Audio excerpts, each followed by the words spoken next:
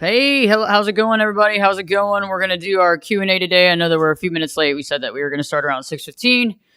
Well, we made it. We made it. So, we're gonna go about 30 minutes today, just so it's not too long, and also we can get to as many questions as possible. And then I have clients on the back end of the show, so I got to be on time. But all is good. I liked the Q&A from last week. I wonder if any of y'all were able to catch the latest radio show podcast we did last week, which I thought was pretty good.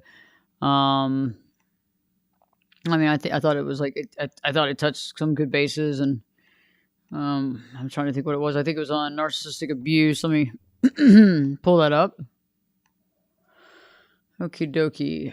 Yes. Okay. So we were talking about safeguarding yourself from narcissistic abuse. That came out on Saturday, about 5 days ago. Let's see. We just recently put up a video yesterday, trying desperately to be understood, but keep falling short. Trying desperately to be understood, but keep falling short.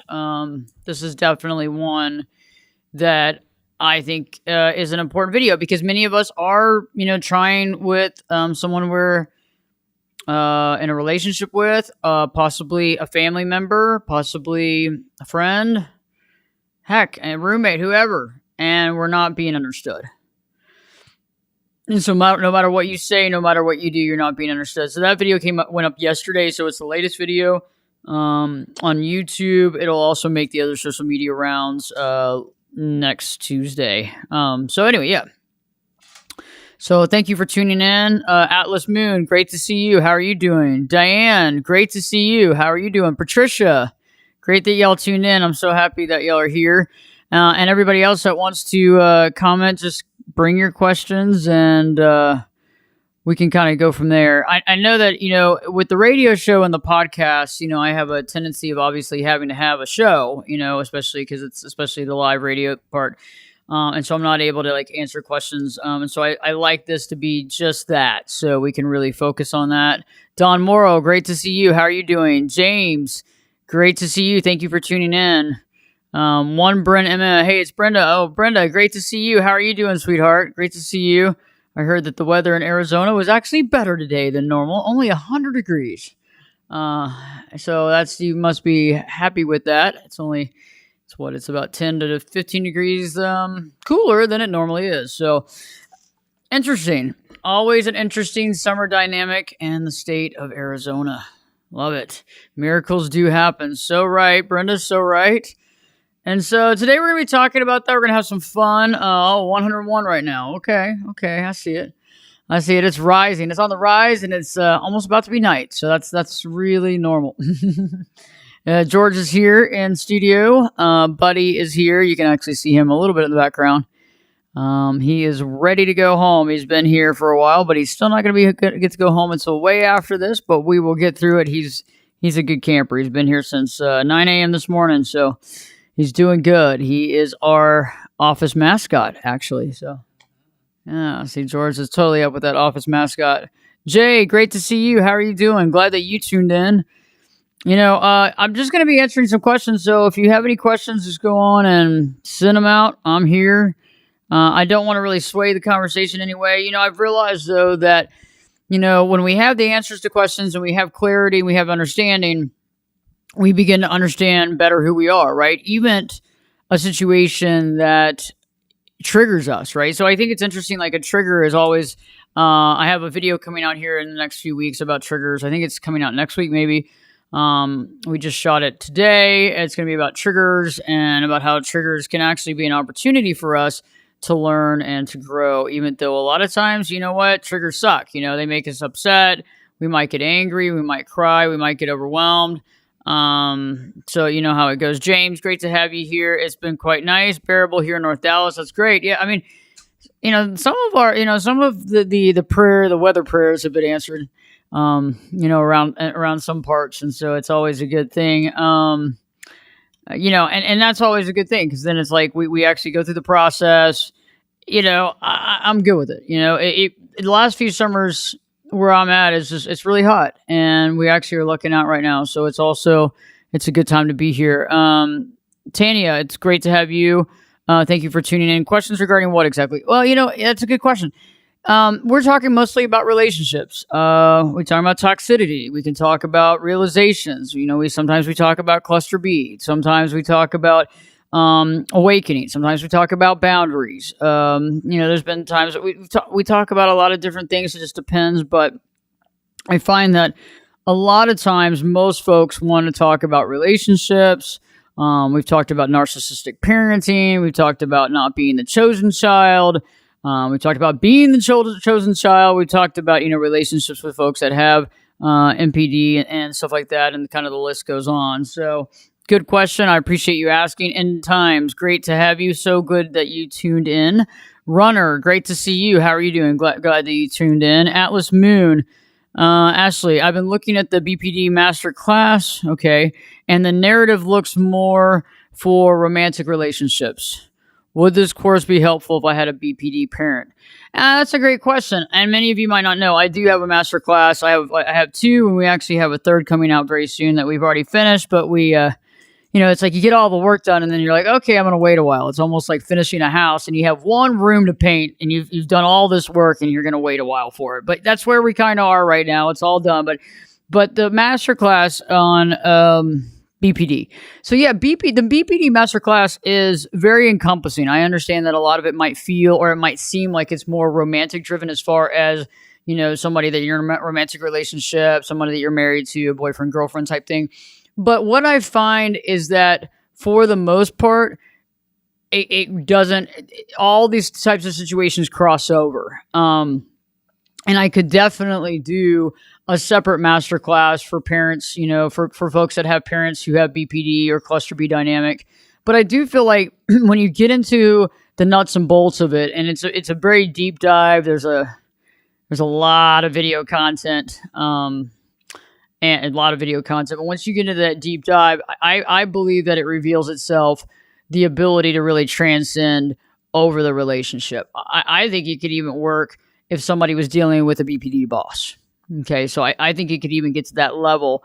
Some of it maybe would not apply, but most of it would apply. So I feel like it really dedicates itself to understanding the dynamic. And it's really awesome as far as understanding the dynamic from someone that believes that they're in the pathway of codependency. And it's really inherently interesting with that dynamic. Now, it could also be, as someone that doesn't identify as having some symptoms and signs and dynamics of codependency. But I do think that it's kind of the perfect storm, right? When you're dealing with someone with that cluster B and then someone that has the codependent tendencies, and we're on that type of program, it just perfectly connects into having this, this perfect toxicity, right? So, and I think that it really does kind of bridge itself. So that's a really great question. I appreciate that question. Thank you. Diane, great to see you. Thank you for tuning in from the UK. Glad to have you. Let's see. Okay, Brenda, how can you constructively work or deal with someone without unintentionally enabling them? Some people do not understand boundaries. That's a good one. That's a deep one. Okay, that's tough, because when someone doesn't understand boundaries, it can be very challenging to do much with them, because your boundaries is a level of self-respect that you have. Okay. And that's something that I want us to think about. And because when a lot of times people talk about boundaries, we have these people that tell us about, this is a boundary, create this boundary. But really, boundaries are based on us preserving our self-respect, right? Because our boundaries come from what? Come from our values. So, and that's pretty, I should probably do a large video on this too, because our boundaries are so important because they're based on our belief system, like what matters to us, the way we live, the way we interact, what we believe is right. And so when somebody is trying to break your boundaries or actually breaking your boundaries, we kind of have to step back and say, okay, how do I proceed? And how do I make sure that I'm not unintentionally enabling them? And I've realized that you have to be very, very strict with certain people. And until we really know people, we have to be strict with them too, because the last thing you want to do is backtrack. The hardest thing to do is to go back and create boundaries when there were none before. Okay. And I think that many of you can agree with me and attest to me in relationships. The hardest thing is to go backwards, right? And say, okay, wait a second. That doesn't feel good. I don't like that. And they'll be like, well, you didn't have anything to say about it last month. What does it matter now? And so I think that you can do it, but I think that anytime that, let's say like you're working with someone and your personal life is put out there, or there's questions about your personal life, answering those questions needs to be sparing, and too much information is too much information. Okay. The other thing too is if you are working with someone and they're questioning your choices in your personal life, that's when you kind of have to step back and you have to stop letting that person into your personal life. And a lot of times it began because the person had an entrance into knowing about your personal life. Now, you hope that person got that information from you directly, not from another way or another source. But at the same time, it's like we have to step back and begin to create that business professional relationship. And each time that someone tries to break that boundary or tries to break into your personal life, you need to kind of have a form letter response, and not a rude response to say, hey, let's refocus on the task, or that's a great question. I don't really want to go into it, because there has to be some sort of division. Because if we're working with people and they know everything about our life, they can use that. They can manipulate you with that. And also, we want to make sure that we're on the same playing field when we're dealing with it, because once that starts getting muddled, the work side of it starts getting muddled, right? It's like right when you know too much and you begin to know too much, you start questioning their modes of operandi. You start questioning what they're doing, right? Because you know some of the stuff that's going on that maybe other people wouldn't know. And so it's a very interesting question, but I feel like creating those boundaries, and even if it's already lapsed, going back and then in the future, really kind of gray rocking personal life and gray rocking personal things can be very advantageous. Anna, it's great to see you. Hi there. How are you doing? Tiana, perfect. Thank you for doing this. I actually do have a question. My boyfriend, baby daddy, is acting so mean and letting me struggle and does things to trigger certain reactions from me. That's great. That's a great question. Not a great situation, but a great question, comment. What do you do, right? It's like, first off, we have to understand what are our triggers. What's triggering us the most? And you need to start writing that down. You need to put that on some paper, get it out of your head, because we can only hold certain thoughts for a certain amount of time. And we can only have certain thoughts in our head at one given time. And we can only solve certain things at a certain given time. So writing that down and looking at it, what are the things that are triggering me? What are the things that he does that triggers me? What is it? I mean, I'm going to start taking some guesses. Is he triggering you with money? Is he triggering you with, making you believe that he's going to do something and then not doing and not following through with it? Is he future faking with you? There's a lot of things, but writing down those triggers and see what's being said, because this is all a very interesting dynamic, and you got to realize that, because we can only safeguard ourselves from being triggered if we understand what's happening and why it is triggering us. So I focus on him and solving all the issues. This is a form of manipulation. The thing is that you have to sit there and say, what is it that he's wanting from me? What is he trying to manipulate me to do or not to do? What would be the reasoning? Is there some gaslighting? Is there some manipulation involved? Anna, I can't sleep because of my, Anna's GG, can't sleep because of my toxic relationship. Not being able to sleep is very challenging. And usually that's because your mind's going a mile a minute, because it's recounting things that happen. It could be recounting things that, in the program of, oh, did I do the right thing? Did I say the right thing? Did I not say the right thing? Could I have said something better? It could be going down that road. It could be trying to, kind of take the red flags down, make them not as bad. It can make you feel bad. You might be feeling horrible about a decision you made. You might be questioning it. And you need to start writing this stuff down, because if you start writing this down and understanding what is going through your head when you're trying to sleep, just get up and start writing it down, because it's not going to go away. And it's probably repetitive thoughts. And we need to know, is that repetitive thoughts of regret from your side? Is it repetitive thoughts of questions of what the person's thinking or questions of what you could have done? Is it repetitive thoughts of, could you have done something different or was it your fault? I mean, you have to think about what are the repetitive thoughts, write those down, and then we could walk through that. Tanya, well, how do I approach the situation? Well, that's the thing, is that the next time that you're dealing with him or you're interacting with him, why is this situation triggering me? If he's wanting you to do something or change something or not do something, it's, having that discussion, but also it's kind of based on, I'd need a lot more background on this, but it would be based on what does he normally do in the past? What's been his modus operandi? Has he gotten you to cancel things and to worry about him when it's just another tactic to get you to do what he wants you to do? And that's something that we have to think about. Patricia, does OCD often go hand in hand with narcissists? I've noticed this in narcissists with family and friends. OCD could go along with a lot of things. And OCD is just a way of feeling more in control. So anybody that feels a little out of control might have a tendency to have OCD tendencies, right? So OCD usually is controlling either the way things are in a room, the organization of something, how things are done, the way that a fork is placed, how many times you wash your hands, maybe how many times you involuntarily move. Various different things that are aspects of OCD, but it's based on control. It's also based on our mind, because it's like at one point in time doing that made the person feel better, feel more in control. And then a lot of times OCD obviously gets out of control and it's not giving that person the soothing that it was, and it's causing havoc and anxiety. But yes, I've seen OCD and pretty much anybody, folks that deal with codependency, folks that are dealing with cluster B, definitely. But it normally goes back to control and it goes back to the programming, and it's something that's used to, to feel more in control, which later on makes somebody feel very out of control usually.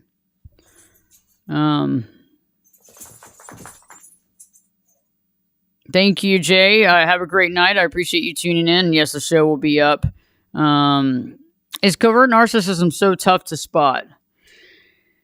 Covert narcissism is an interesting thing because we're used to that overt narcissist, right? We're used to the person that's overt constantly. Oh, they're the best thing. They're the best thing to slice bread, all that. But it can be actually challenging. It can be tough to spot. And then again, it's not.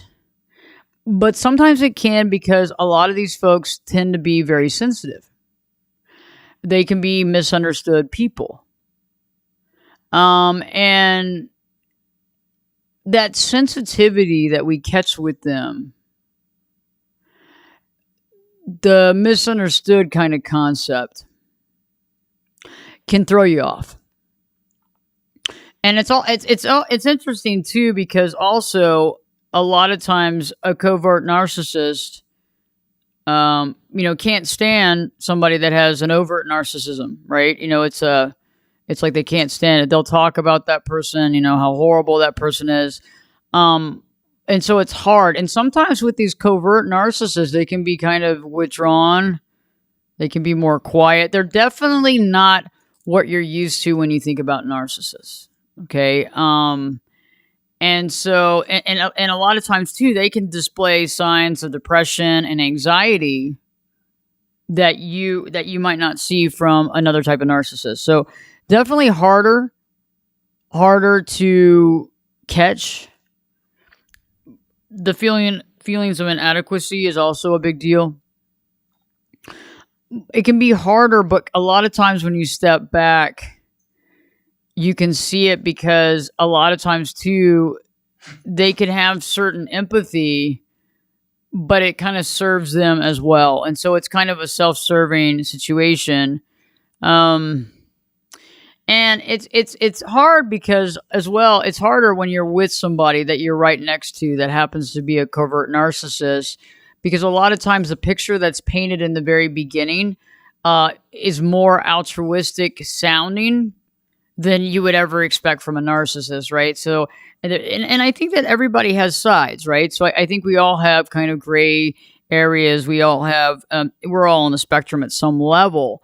But I do feel like someone that's a covert narcissist, there's a tendency of having that passive aggressive behavior. There's also the tendency of identifying as a victim. And that's normally not what you see from an overt narcissist. And so it's definitely some guideposts and makes it a little more challenging. Zen and me, great to have you here today. Atlas Moon, glad to hear. Great to have you here. Faint signals from Vega, great to have you. Thank you for tuning in. Diane, if someone refers to someone else as toxic, do you think an explanation of why they feel that way would be good, or is it too much to ask? That's a great question. I think the explanation is needed. I think that the toxic word is so overused now. And the problem is that we jump to conclusion on what toxic means. Right? We jump to conclusions on what we've been around, what toxicity we've been around, right? Oh, they must be, I mean, think about it. Okay, the last time you dealt with someone that you consider toxic, let's say that they were a liar. Or let's say that they were a bully. Or let's say that they had no compassion, whatever it is. And so we begin to draw conclusions of what we believe that person to be when we don't know. And so, yes, good question. I would ask, I'd say, okay, thanks for your transparency. What, in what way are they toxic? I'm just learning more about the situation. And I think that's something, because I never want to make assumptions. When I'm in sessions, I never make assumptions on what bad or violent or anger or toxic means, because I can't. I got to know exactly what we're getting at, and I have to know specifics. So, and even if it's a friend of yours, you got to know specifics, because otherwise we're jumping to conclusion. Great question, Diane. Hey, buddy. Oh, faint signals from Vega. She says, hi, buddy. Hi, buddy. He's here. He's happy to see y'all. I'll put him on camera here in a second. Runner, I have a question about my friend. We hung out a lot. I am pretty sure we both liked it, but then I started feeling like it's cooling off and we started arguing a lot, even blocking. I feel abused now. It's challenging. I mean, when you get blocked, it's a painful position. It hurts. Nobody wants to be blocked. And nobody wants to go from being like totally connected and feeling the groove and feeling pretty good about it, and then all of a sudden things kind of shift and then there's like an argument. A lot of times this can be, and I don't know for a fact, but there's reasons like people in relationships out of fear. It goes back to core wounds. It goes back to, somebody had to push the other person away out of fear of the other person being pushed away. A lot of times people are on programming where they there's a thought in their head that they're not, like the deep kind of core beliefs that they can't be happy or they'll never find a good relationship or what have you. It could be that I'm never going to have a good friendship. There's no honest people out there. I can't trust anybody, whatever those core beliefs are. And so a lot of times when somebody gets really close to somebody, and it hurts because we don't understand it, because we're happy and everything's good, and then they get close, and what do? They run away. They paint us black. And they run away. And that could be the situation. Lewis, great to have you. Thanks for tuning in. How do I leave a vulnerable narcissist? He's doing the silent treatment at the moment. I'm alone with no one around as I moved away with him. And I think he is the good one that hasn't done anything wrong, made me question myself over and over again. Even typing this, I feel guilty. Now, this is a challenging position to be in, especially when you've moved away from all your friends and support team, I'm assuming, all your friends and family and your support system. And the vulnerability is, I can understand vulnerability because everybody's vulnerable. Also, that vulnerability can also be a little bit of manipulation. The silent treatment, I consider the silent treatment as a form of abuse. Some people argue with me. Some people don't. I think that it's abuse because when you control the ability to communicate, I think that's abuse. I think that's insane use of power. So what do you do? I am alone. How do I leave? And, that's the thing is like, there needs to be a plan because this is a big thing. You're living with this person. You're probably living away from all your friends and family. It's creating that plan. And what I've realized is that once you've turned over every rock possible and you've realized that there's nothing going to change this, we can get over we basically stop the potential of regretting later on. Because, a lot of times when we run out of a relationship very quick, we look back and our brain has this great programming where it's like, oh, it wasn't that bad. Those were good times. We start painting that picture. And so right now, I think, as you're creating the reality of wanting to get out, I think I would start, turning over every stone, and I wouldn't I would try not to be triggered by him, but I would definitely not play into the silent treatment. If you're sitting there waiting for him to talk to you, or you're begging him to talk to you, or you're upset about it, or you're begging him to let's communicate. I want you to stop doing that right now. Okay, I know it's hard, but I want you to take a break. I need you to go grab a bite to eat. I want you to do something where you are not asking him to communicate, because each time you do that, you're giving him more and more power. And that's something that I don't want to do. I don't want to give him more supply. Okay? Because remember, in order for any of this to change and us to get out of there in the position we want to, we have to get some leadership here. And this is abuse. If the tables return, would that be okay for you to give the silent treatment to him? No. And so we got to look at that. I do think you need to get a plan together, start circling the wagons, figuring out your friends and family that you can communicate with, start reaching out to folks, explaining what's going on. You don't have to throw him under the bus, just, explaining that the relationship situations, and start preparing for an exit. Mauricio, great to have you. How are you doing? Thanks for tuning in. Yes, that's Buddy. He's in the background. Yay. He's happy. He's happy to be here. Happy to be here. He's here every day now, by the way. He's the office dog. He goes home every night, but he's the office dog. So, and he likes it. He's actually very happy to be here, and it's always pretty good. It's always pretty good. Zen and me, can you briefly describe what a cluster B personality is? Yes, I can. Cluster B personality disorders are characterized as being dramatic, overly emotional, unpredictable thinking and behavior, right? So we have the antisocial personality disorder that many of folks know as sociopathic, right? Obviously the name has changed. Okay. Borderline personality disorder, histrionic, and narcissistic. So, it's an interesting dynamic, right? And so, with the cluster B, you're dealing with someone that, if you're looking at histriona, somebody that's overly dramatic, someone that's overly emotional. When you're looking at all the cluster B dynamics, I believe it's very black and white thinking. I believe that because there's a tendency of not being able to connect with that gray area, right? It's either everything's great or everything's horrible. That person's amazing or that person's a horrible, horrible, evil person. And that can switch and change at any moment. When you're looking at different symptoms, you kind of have to look at antisocial is very different from BPD, and BPD is different from histrionic and narcissism. But, some of this stuff overlaps. Okay, some of this stuff overlaps. And I feel like, the fear of abandonment has a tendency of overlapping, and fear of abandonment can overlap in codependency, right? But I believe that, obviously when you're talking about cluster B, we're talking about, genetic. We're also talking about upbringing, right? We're talking about upbringing. It doesn't have to be a genetic thing. It could be something that, if you're, you might develop these signs and symptoms over time because you've been in such a tragic environment to try to safeguard yourself, to try to disassociate those types of things. And we have, I'm going to go about 10 more minutes because I got to jump because my next client is running just about 5 minutes late. That'll give me time for a quick bathroom break. So eventually we'll do a lot longer shows here because I think that it's necessary. So we're going to jump into longer shows. We probably want to move it in a little earlier in the day if possible, probably between sessions, because that way we could do a whole hour. Okay, Atlas Moon, that's a great question. I'm in a relationship that I believe is a trauma bond. Is there any hope that the relationship can ever be healthy? Trauma bonds are the perfect storm. Yes, could it be healthy? It could be healthy if both of you begin to work together separately. I'm sorry, take that back. That was a cluster of a conversation. If both of you work separately to work on one another separately and then try to come back together and see what happens. A trauma bond is the perfect storm. Both people are coming there with their core wounds. Their core wounds are directly connecting. It's like, they fit in like a glove.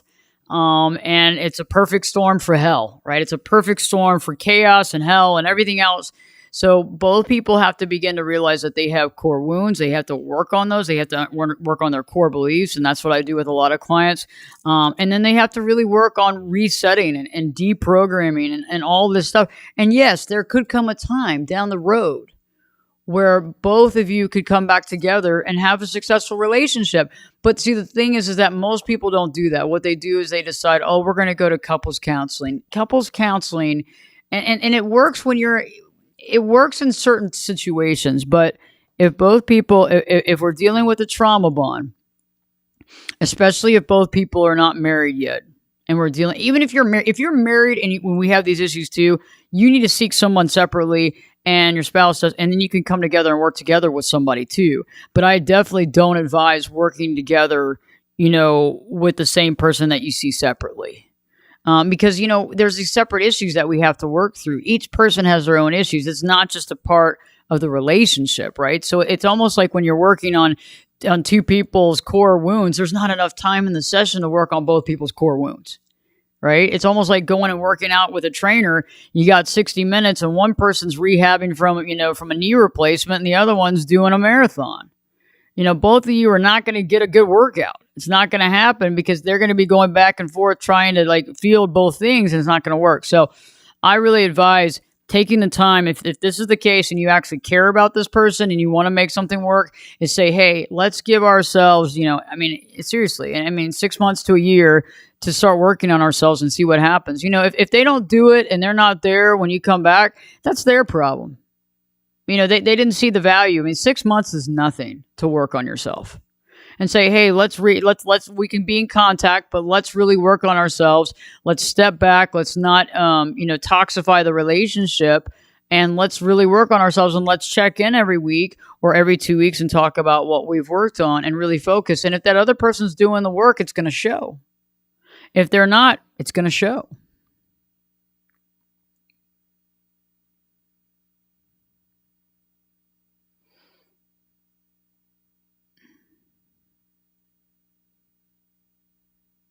Let's see. Let's see. Naz, great to have you tune in. Thanks for tuning in. Getting cut off all of a sudden out of a complete nowhere sucks. Happened to me around November, December. Yeah, that's horrible. If something like that happens, and somebody doesn't give you the heads up, I would have to have a communication with them, and I would definitely want to get some time out, and just try to regroup. But, and because that could have been said out of the blue, it could have been said out of anger, it could be said out of control, it could be said to make you feel bad or to scare you. But I would sit back and analyze the situation, think about what was said, how it was said, and what type of situation was it said. And then how do we go back out that? And then also figuring out a way around that eventually. Because the problem is that if somebody's doing that right now, they can always do it later. And there's got to be some control. We got to feel in control of our life to some degree. And without that, we feel out of control. We feel scared. We normally don't make right decisions. Because we're not able to think through things because we're doing it out of survival. So just some thoughts to think about.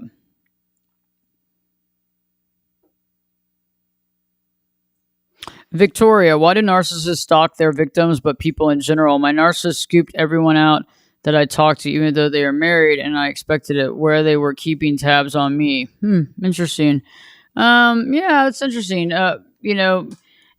Stalking, especially if somebody has... especially if someone has left them or moved on, that could be a problem. They can try to interfere probably, with folks that they've been with. And, a lot of times that can be texting, calls, what have you. And, the stalking, and a lot of times too, it's based on if somebody discarded them first, and the information that they want to know and that sort of thing. Because remember, one of the biggest fears that a narcissist has is you figuring out who they are, but also not the discarding, because they don't normally obviously regret discarding anybody else, but if they're discarded, that's something. And so I'm not really sure if these are people that have discarded this person, or not, played into their hand. But yes, there can be stalking involved. It can happen. If I had some more information, I could really answer that question to its total sense. Um, Kate Clock, projection in narc relationships is crazy making. People who are abused as children often pass that on to their adulthood, but also accuse their partners of being abusive. How can we untangle this? So projection in narc relationships is crazy making. Yes. People who are abused as children often pass it on to their adults. Yes. So all children, and they do it in their adult life, but also accuse their partners of being abusive. And that's hard because when you are being, when somebody is projecting on you, it can be very challenging because it's not like you don't know that you're being projected on. Okay. Like you start realizing, like at first you don't know, and then you're trying to defend yourself, right? Then after you realize that after a while, then that's when you realize it's projection, right? But then when you realize it's projection, it's hard because if the other person doesn't want to look at the projection, what do you have? Right? I mean, what do you have if the other person doesn't want to look at projection? And that's the key. Come here, buddy. Come on.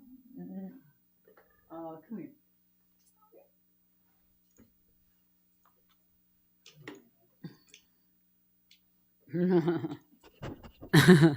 Hi. Okay, let's try to do this. Here we go. Here, I'm going to take these off. Okay. Here we go. So if the other person doesn't realize that they are projecting, we have a problem. So it's kind of like a one-way street. And so that becomes a problem because there's nothing to solve, right? It's hard to illuminate our situation. It's almost impossible for us to show them the way because again, it goes back to them projecting. And so it is crazy making because when you try to explain the fact that that's not you and the defense and you go on the defense, it's a circular logic. Nothing ever gets solved. Right? Nothing ever gets solved. And the problem is that when nothing gets solved, we have no solution. So that's a great question, Kate Clock. I appreciate that. I got time for a couple of questions left, and then I have to jump. Susie, what is your channel about? The channel is about relationships, overcoming adversity, dealing with toxic relationships, finding your true calling, finding yourself, understanding yourself, being able to connect with your values, being able to define yourself, and be able to have that unconditional self-love so that we don't end up in toxic relationships again and we end the programming because many of us are programmed into these relationships, because of what we've been through, because of our upbringing, because of our childhood, because of our parenting, because of what we've been exposed to. And so definitely it's about, and that's why my book is called The 10-Day Challenge to Live Your True Life, Previous Live Your True Life. It's not about living with what we know. It's about exploring and finding ourselves and using some of these toxic situations and using these triggerings and using these patterns to really find ourselves and to create that new reality. It's a great question. Let's see. And I'm going to answer two more last questions, and y'all have some great questions, and I hope that you can tune in. We'll be doing this as much as possible. We're probably going to do this another day next week. I'll be traveling on Thursday of next week, so I won't be able to do it on Thursday, but I definitely want to get in one next week before I'm traveling. Cosmo, Ashley, why all my girlfriends are borderline? They are all diagnosed by doctors. I am not the one giving shit to my ex-girlfriend and calling them borderline. They really are. They found me somehow. Well, it's interesting. I know some clients that tell me, they're like, if there's a narcissist or a borderline in that room, I'm going to find them. And that goes back to our core wounds because there's understanding the reason why we connect with certain folks is because we connect, but we connect in a different way. And let me give you an example real quick. So let's talk about like abandonment, right? Let's talk about abandonment. So if I'm fearful of abandonment and I'm fear of being abandoned and left, I'm going to probably find someone else that's also fearful of abandonment, right? And in that process, but we're going to process that in a different way. So if I have codependent tendencies, I'm going to stay in the relationship much longer of its prime, and I'm going to accept things and I'm going to overlook red flags, right? Because I'm going to stay in it and I'm going to try to make it right. I'm going to try to make it right. I'm going to try to make the relationship work. Now, if I had tendencies, let's say of BPD, I also have the fear of abandonment, but I'm going to get out of that relationship before you get out. I'm going to get out of that relationship and I might paint you black in my fear of you abandoning me, right? The codependent might continue to stay in it long after, but at the same point, both people have the perfect storm, right? So there might, Cosmo, it's like, I'd love to be able to dig more into this, because there might be a fear of abandonment, might be fear of rejection. And also there might also be a tendency of wanting to save, a tendency of wanting to help, a tendency of wanting to do everything for everybody. And that's also goes back to our subconscious. It goes back to our beliefs that we have to do that to be able to have somebody. And that's some deep stuff that we want to go into, because a lot of times when we're in that situation, we believe that we have to do this to keep the relationship. We believe that, it's basically in our core wounds and in our depth, is that we believe that we have to do this to have that person in our life. And so we're doing everything we can. A lot of times people call it the savior complex. There's a lot of things. And so it's a perfect storm, because we want to save them to some degree, and us saving them or helping them in our mind subconsciously creates value within ourselves. And that's really where the rubber meets the road. And so I hope that that's helped. And I really appreciate everybody tuning in. Annette, I really wish I had some time to answer more questions. And it's hard. It's hard when we have a time constraint. But I do appreciate everybody tuning in. If you do have questions, or if you'd like to ask me a direct question or a personal question, you can go to ashleyburgess.com, ashleyberges.com. Click on that contact page, and you'll see it's like a contact tab, and just kind of go down on the page a little bit, and you'll be able to fill out a little form, and I'll answer your question directly, because I know that some of you might have some private questions that you would prefer me answering directly with you. So definitely, if you'd like to do that, definitely open for that as well. So I appreciate everybody tuning in. If you do have questions, go to that contact page and definitely do that. We're going to try to get an hour at some point on the Q&A, whether it's over the weekend or possibly on Monday. So we'll be putting that out as soon as we know, and we'll spend a good hour answering questions. And I appreciate everybody tuning in. Annette, thank you for tuning in. Sarah, Diane, Naz, Victoria, Ramondo, everybody, Susie, thank you for tuning in. And then, and if you have some thoughts on, directions of some of these Q&As that you would like to continue talking about, or maybe a general theme that we want to connect with, I'm totally open for that too. So thank you for tuning in. Have a great night. I got to get back into some sessions now. Y'all have a good one. Take care.